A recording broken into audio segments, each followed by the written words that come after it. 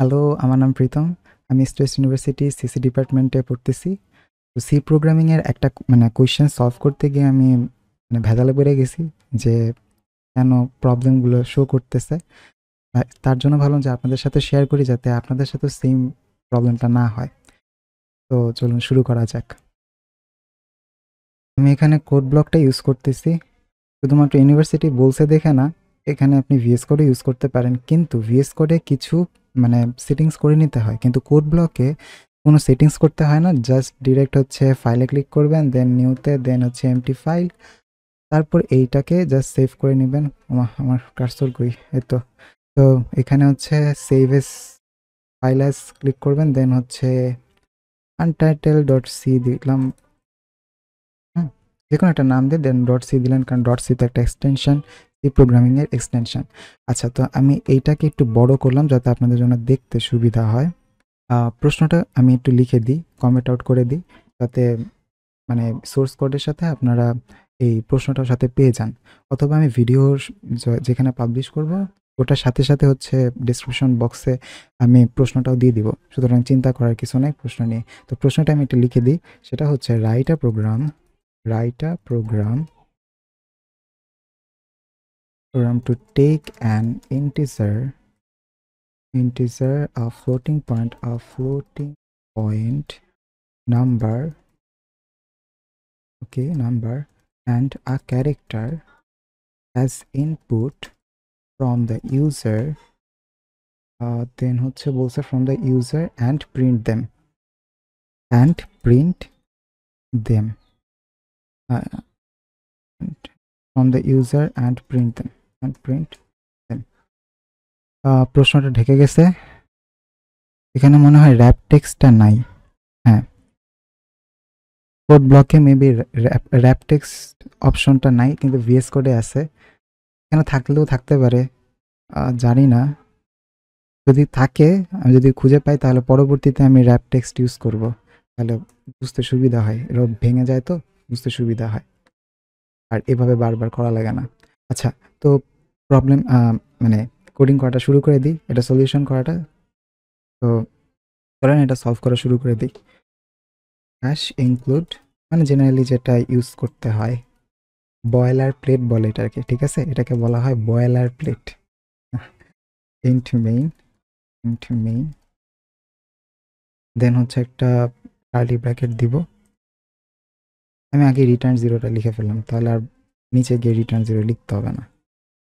Return zero semicolon terminate. Okay, এখন হচ্ছে যে প্রশ্নটা বলছে এটাকে কয়েকটা ধাপে ভাগ করব। ফার্স্টে বলছে integer, floating point number and character. তার মানে হচ্ছে আমার তিনটা ফরম্যাট স্পেসিফায়ারই নিতে হবে। তাহলে ফার্স্টে আমাকে ভেরিয়েবল ডিক্লেয়ার করতে হবে। তো ভেরিয়েবল ডিক্লেয়ার করলাম হচ্ছে আই। ইন্টিজারের জন্য আই ভেরিয়েবল ডিক্লেয়ার করলাম, দেন ফ্লোটের জন্য এফ ভেরিয়েবল ডিক্লেয়ার করলাম, দেন ক্যারেক্টারের জন্য ক্যারেক্টার তো চারের জন্য সি ভেরিয়েবল ডিক্লেয়ার করলাম। সি দিলে আসলে ভালো লাগে না, কারণ পরবর্তীতে কারণ ফরম্যাট স্পেসিফায়ার তো %c। তো এখন যদি আমি সি দেই তখন জিনিসটা একটু গুলিয়ে যেতে পারে। যাই হোক, দৃষ্টিনন্দনের জন্য আমি সিএইচ ইউজ করলাম। আচ্ছা, এবার আমাকে কী করতে হবে? প্রিন্ট করতে হবে এবং স্ক্যান করতে হবে। স্ক্যান আর প্রিন্টের ফাংশনটা ইউজ করতে হবে, কারণ আমি যেহেতু ইউজারের কাছ থেকে ভ্যালু নিব। তো প্রিন্ট এফ বললাম enter an integer number, okay. Then scan f বলবো %d, কারণ ফরম্যাট স্পেসিফায়ার হচ্ছে %d। আমি বললাম %d, ইন্টিজারের জন্য %d, পার্সেন্ট কই গেল আমার? হ্যাঁ, %d।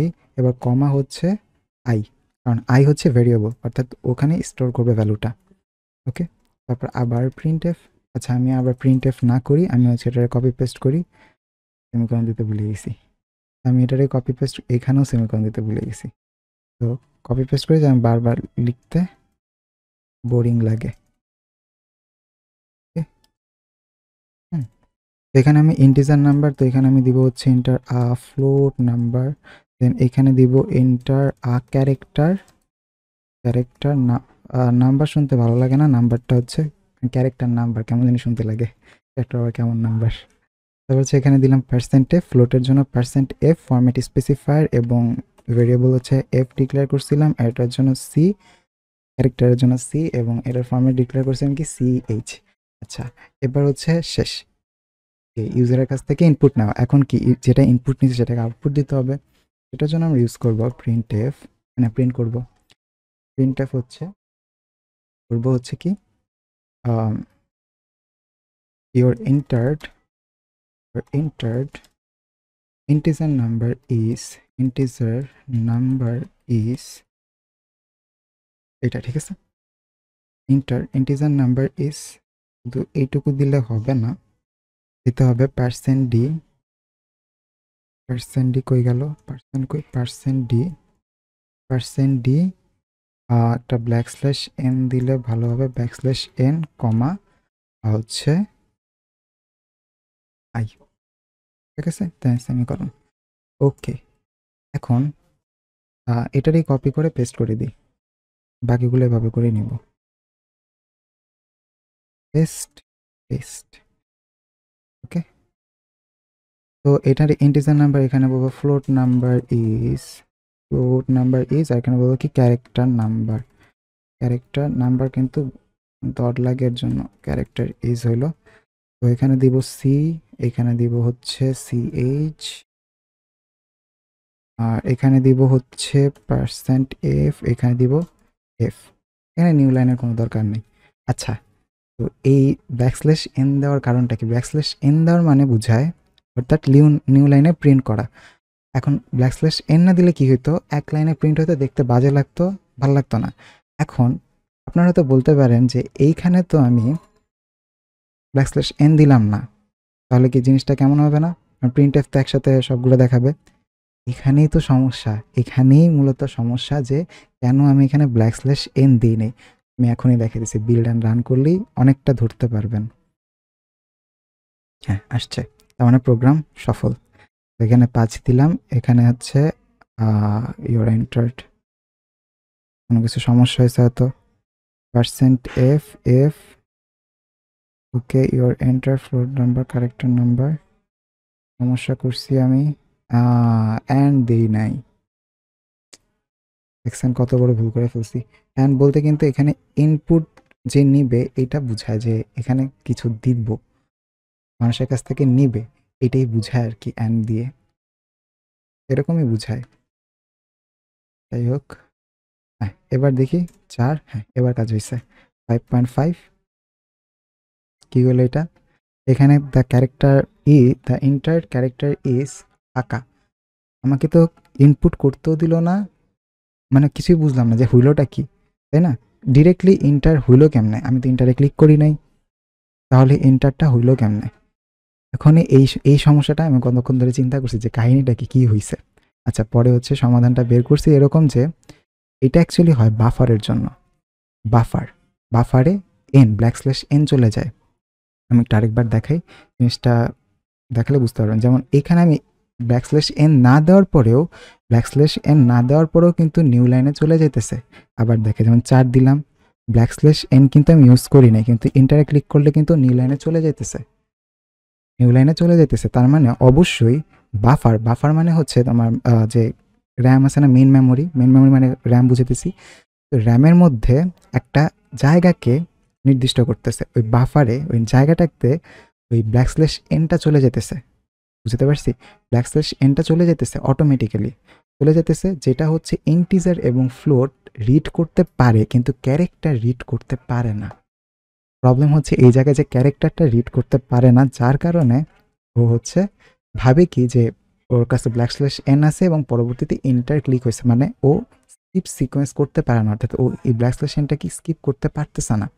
ওরা যেমন স্কিপ করে দেন নিউ লাইনে চলে গেছে, কিন্তু ওই ক্যারেক্টার সেটা পারতেছে না। ঠিক এই জন্যই এখানে জাস্ট একটা স্পেস দিতে হবে।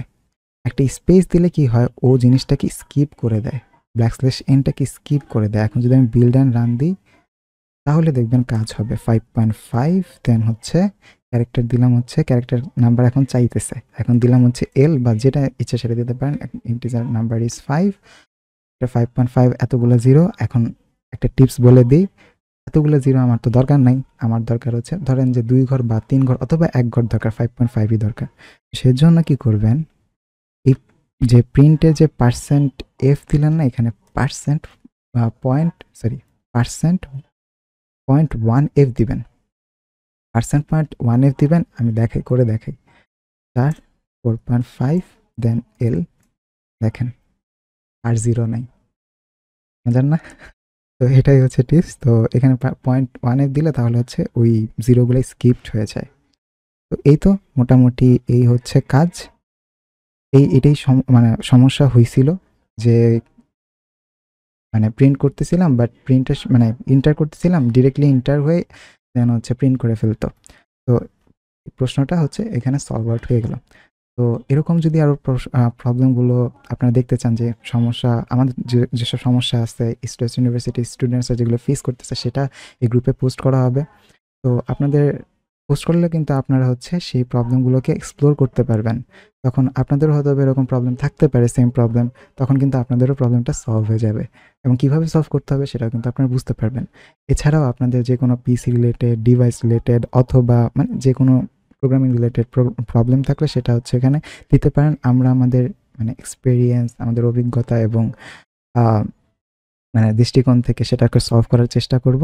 এই তো আপনারা টেক কানেক্ট গ্রুপে জয়েন হয়ে থাকবেন, এবং এটা অবশ্যই শেয়ার করতে পারেন যে কারোর সাথে, যাতে তারাও এই রকম সমস্যায় মানে না পড়ে এবং পরবর্তীতে নিজেদের সমস্যাগুলোকেও সমাধান করতে পারে আমাদের মাধ্যমে। আজকের ভিডিও এই পর্যন্তই, দেখা হবে নেক্সট ভিডিওতে।